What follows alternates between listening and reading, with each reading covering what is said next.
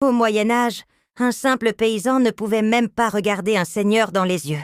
Il payait des impôts écrasants, travaillait gratuitement sur les terres du maître, sans jamais rien dire. C'était la règle. Enfin, en théorie. Parce que dans les villages, une autre réalité circulait, une réalité bien plus drôle. Des histoires de paysans qui, avec juste leur intelligence, ont réussi à tromper des seigneurs, et même des rois. Ces récits, on les appelait des fabliaux. C'étaient un peu les mêmes de l'époque, des histoires courtes et satiriques qui se répandaient comme une traînée de poudre. Prenez l'histoire du vilain qui conquiste paradis par plaide. C'est l'histoire d'un paysan qui arrive aux portes du paradis et qui se fait recaler par Saint-Pierre.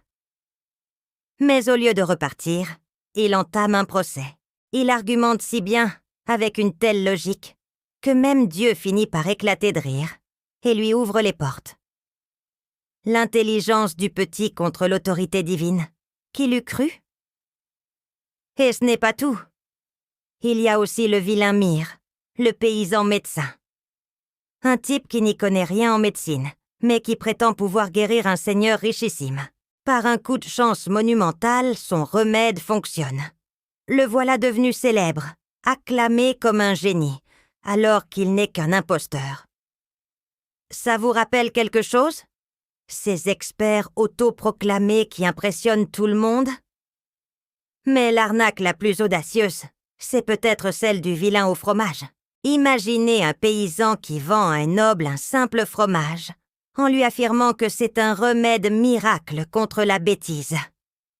Le noble, trop fier pour admettre qu'il pourrait être bête, en achète des tonnes.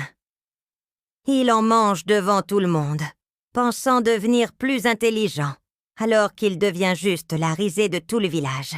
La valeur de ce fromage? Des moqueries qui valaient plus que tout l'or du monde.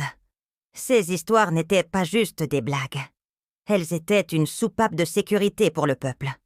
On ne pouvait pas critiquer le roi de face, alors on en riait dans son dos, à travers le personnage du lion naïf dans le roman de Renard, dupé par un simple goupil.